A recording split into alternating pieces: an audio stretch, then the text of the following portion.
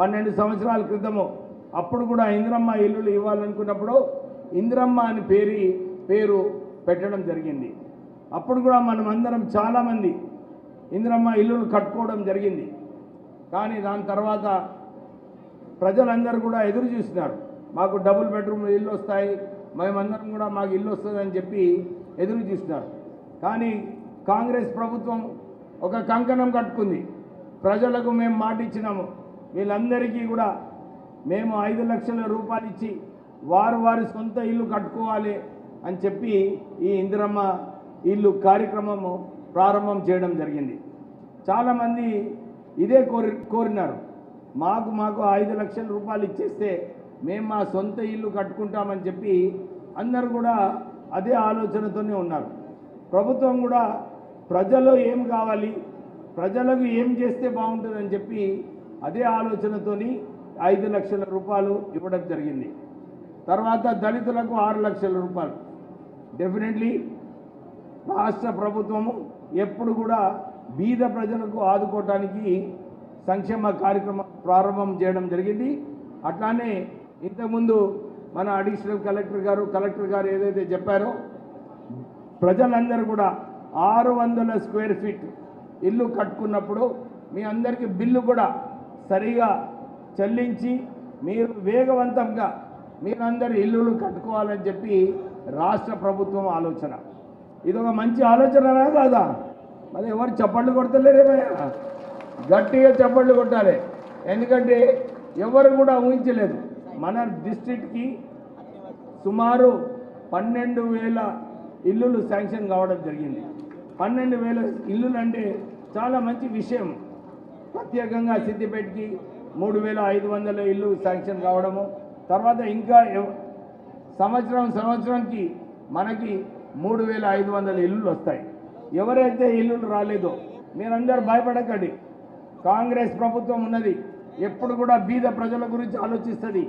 అందరికీ కూడా ఇందిరమ్మ ఇల్లులు వచ్చేలాగా చూస్తాము. మన కలెక్టర్ గారు ఉన్నారు, ఎంపీడీఓ గారు అందరూ కూడా ఇదే ఆదేశాలు ఇవ్వడం జరిగింది. మీరు గ్రామానికి వెళ్ళి ఎవరైతే అర్హతలు ఉన్నారో వాళ్ళందరూ లిస్ట్ ప్రిపేర్ చేయండి. ఎక్కడైతే తక్కువైతున్న ఇల్లు మేము కూడా ముఖ్యమంత్రి గారితో మాట్లాడి ప్రత్యేకంగా ఈ డిస్ట్రిక్ట్కి ఎక్కువ ఇల్లులు మంజూరు చేసుకొని మనందరికీ కూడా ఇల్లులు వచ్చేలాగా చేస్తామని చెప్పి మీకు భరోసా ఇప్పిస్తున్నాము.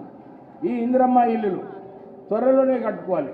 ఎందుకంటే ఇప్పుడే కలెక్టర్ గారు చెప్పినట్టు మీరు ముగ్గేసి మీరు తొందరగా పనులు ప్రారంభం ఇస్తే బాగుంటుంది. నేను ఇంతకుముందు గజ్వేల్ మీటింగ్లో కూడా ఇదే చెప్పినాను. కొందరికి, ఎక్కువ మందికి కాదు, కొందరికి ఎవరికైతే స్తోమత లేదో వారికి మన రుణాలు ఇప్పించి ఆ పని కూడా ప్రారంభం చేయాలని చెప్పి వారికి చెప్పడం జరిగింది. దీంట్లో ఏమైనా ఇబ్బంది ఉంటే కలెక్టర్ గారు నాతో చర్చించండి, మనము ముఖ్యమంత్రి గారితో మాట్లాడి వారికి సహాయం చేసి ఇల్లులు కూడా కట్టుకోవడానికి ముందుకు వెళ్ళాలని చెప్పి మీ అందరినీ కోరుతున్నాము.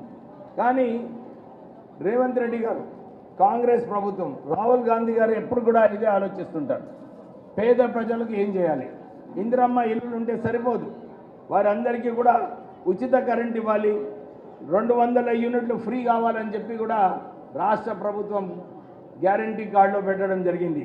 దాని ప్రకారంగా మన సిద్దిపేట జిల్లాలో సుమారు 178,151 హౌస్ హోల్డ్స్కి మనం ఉచిత కరెంటు 200 ఫ్రీ బిల్లు ఇవ్వడం జరుగుతుంది. అంటే ఓ మంచి కార్యక్రమం.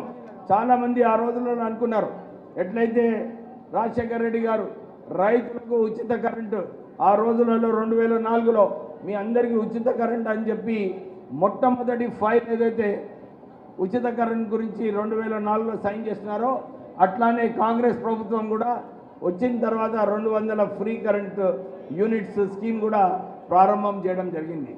దాంతోపాటు మహిళలు, నాకు మంచి గుర్తుంది, సుమారు 25-30 సంవత్సరాల క్రితము అందరూ కూడా మా ఇంట్లో గ్యాస్ ఉండాలి, గ్యాస్ ఉంటేనే బాగుంటుందని చెప్పి ఆ రోజులలో కాంగ్రెస్ ప్రభుత్వం దీపం స్కీమ్ కింద చాలామందికి ఇంట్లో గ్యాస్ కనెక్షన్స్ ఇవ్వడం జరిగింది. కాంగ్రెస్ ప్రభుత్వంలో ఉన్నప్పుడు అందరికీ మహిళలకు 400 రూపాయలలోనే గ్యాస్ వచ్చేది. మొన్న ఎలక్షన్లలో మీ అందరికీ మాట ఇచ్చింది కాంగ్రెస్ ప్రభుత్వం. మేము 500 రూపాయలలోనే గ్యాస్ ఇప్పిస్తామని చెప్పి మీ అందరికీ ఏదైతే మాట ఇచ్చామో దాని ప్రకారంగానే మన సిద్దిపేట జిల్లాలో 2 లక్షల మందికి 500 రూపాయల చొప్పున గ్యాస్ సిలిండర్ లభిస్తుంది. చాలామందికి ఇప్పటి వరకు 22 కోట్ల రూపాయలు ఈ గ్యాస్ స్కీమ్ కింద విడుదల చేయడం జరిగింది. దాంతోపాటు మహిళలు మీకు ఫ్రీ బస్ ట్రావెల్ కావాలంటే రాష్ట్ర వ్యాప్తంగా సుమారు 33 కోట్ల మహిళలు మన ఫ్రీ బస్ ట్రావెల్ కూడా ఉపయోగించుకోవడం జరిగింది. ఇదే ఒకటి కోరిక, నేను ఎక్కడ పోయినా ఇదే చెప్తుంటాను మహిళలకు, మీరు మన పిల్లలు చదువుకోవడానికి వెళ్ళేటప్పుడు ఆ బస్ టైమింగ్స్లో మీరు ఈ ఫ్రీ బస్ స్కీమ్ వాడకుంటే మన పిల్లలు స్కూల్కి సరిగా టైంలో పోతారు, మీరు ఇతర టైంలో మీరు ఫ్రీ బస్ ట్రావెల్ వాడుకోవచ్చు అని చెప్పి మీ అందరికీ కూడా విజ్ఞప్తి చేస్తున్నాను. రైతు రుణమాఫీ చేస్తామని చెప్పి కాంగ్రెస్ పార్టీ అప్పుడు ఆ రోజులలో మనకు మాట ఇవ్వడం జరిగింది. వచ్చిన తర్వాత సుమారు 23,000 కోట్ల రూపాయలు, 23,000 కోట్ల రూపాయలు దేశవ్యాప్తంగా ఏ రాష్ట్రం కూడా ఇంత పెద్ద ఎత్తున రుణమాఫీ చేయలేదు. కానీ మన కాంగ్రెస్ ప్రభుత్వము మనందరికీ రైతులకు ఉపయోగపడాలని చెప్పి 2 లక్షల వరకు 23,000 కోట్ల రూపాయలు రుణమాఫీ చేయడం జరిగింది. ఇది ఒక మంచి పథకము.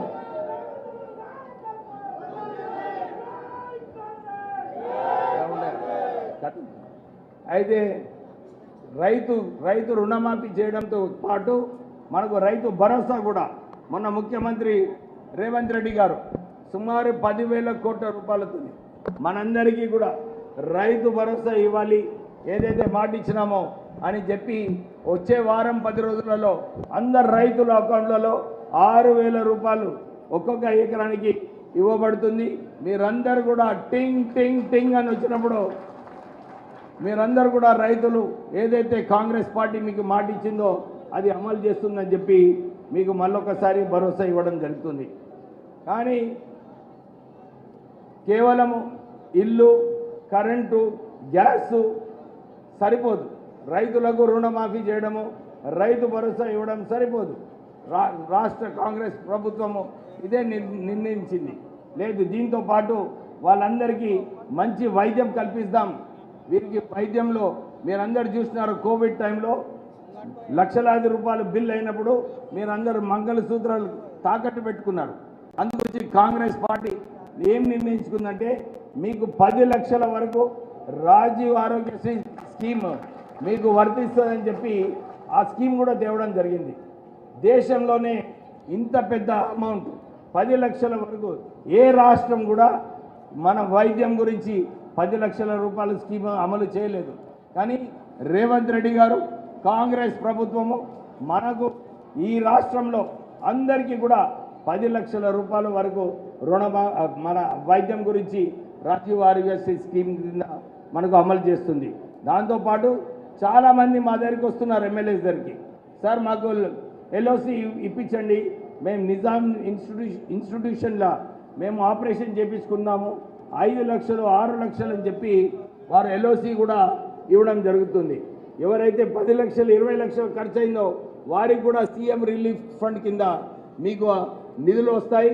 ఎవరికైతే అర్హత ఉందో మీరు అప్రోచ్ కాండి, కలెక్టర్ గారికి అప్రోచ్ కాండి, మేము ముఖ్యమంత్రికి రాసి చీఫ్ మినిస్టర్ రిలీఫ్ ఫండ్లో దాంట్లో కూడా మీకు నిధులు వచ్చేలాగా చేస్తామని చెప్పి ప్రజలందరికీ కూడా భరోసా ఇప్పిస్తున్నాం. ఒకవైపు వైద్యం ప్రజలకు చూసుకునే కార్యక్రమం తీసుకోవడంతో పాటు మనకు విద్యలో కూడా మంచి కార్యక్రమాలు చేయాలని చెప్పి రాష్ట్ర ప్రభుత్వం నిర్ణయించుకుంది. అందుగురించి ఈ సిద్దిపేట డిస్ట్రిక్ట్కి ఒక ఇంటిగ్రేటెడ్ స్కూల్ అవసరము. నేను ముఖ్యమంత్రి గారితో మొన్న మాట్లాడేటప్పుడు చెప్పినాను, మాకు ఈ సిద్దిపేట నియోజకవర్గానికి కూడా సిద్దిపేట డిస్ట్రిక్ట్కి కూడా ఒక ఇంటిగ్రేటెడ్ స్కూల్ కావాలి 200 కోట్లతోనని చెప్పి వారిని కోరడం జరిగింది. వారు ఇదే చెప్పినారు, డెఫినెట్లీ ఒక స్కూల్ శాంక్షన్ చేస్తామని చెప్పి ముఖ్యమంత్రి గారు నాకు మాట ఇవ్వడం జరిగింది. మనకు ఇంతకుముందు రేషన్ షాప్లో మనకు దొడ్డు బియ్యం వచ్చేది, అవునా కదా? అందరికీ 6 కిలోల దొడ్డు బియ్యం వచ్చేది. కానీ రేవంత్ రెడ్డి గారు అనుకున్నారు, అరే ఈ దొడ్డు బియ్యంలో ప్రజలు సరిగా తింటలేరు, అది మళ్ళీ డైవర్ట్ అయిపోతుంది, మనకు ప్రజలకు ఉపయోగం లేదని చెప్పి సన్న బియ్యం ఇస్తే బాగుంటుందని చెప్పి ఆయన ఒక మంచి ఆలోచనతోని మొన్న మనకు ఒక స్కీమ్ పెట్టిండు రైతులకు అందరికీ కూడా. ఎవరైతే సన్న బియ్యం పండిస్తారో, వాళ్ళ వడ్లు పండిస్తారో వాళ్ళందరికీ 500 రూపాయలు బోనస్ ఇస్తామని చెప్పి కాంగ్రెస్ ప్రభుత్వము ఈ స్కీమ్ అమలు చేయడం జరిగింది. మా నియోజకవర్గంలో ఇతర చోట్ల కూడా చాలామంది ఇదే చెప్పినారు, సార్ ఈ సన్న బియ్యం స్కీమ్లో 500 రూపాయలు ఏదైతే ఇస్తున్నారో రైతులందరికీ కూడా చాలా లాభం ఉంది, మీరు ఈ స్కీమ్ కొనసాగించాలని చెప్పి చాలామంది రైతులు కోరడం జరిగింది. అంటే ఒక మంచి స్కీము రైతులకు, రైతు భరోసాతో పాటు ఈ సన్న బియ్యంలో కూడా ఎక్కువ ధర రావడము మనందరి రైతులకు మంచి విషయమే. దాంతోపాటు రైతు సన్న బియ్యంతో పాటు రాష్ట్ర ప్రభుత్వము మనందరికీ కూడా ఏదైతే మాట ఇచ్చిందో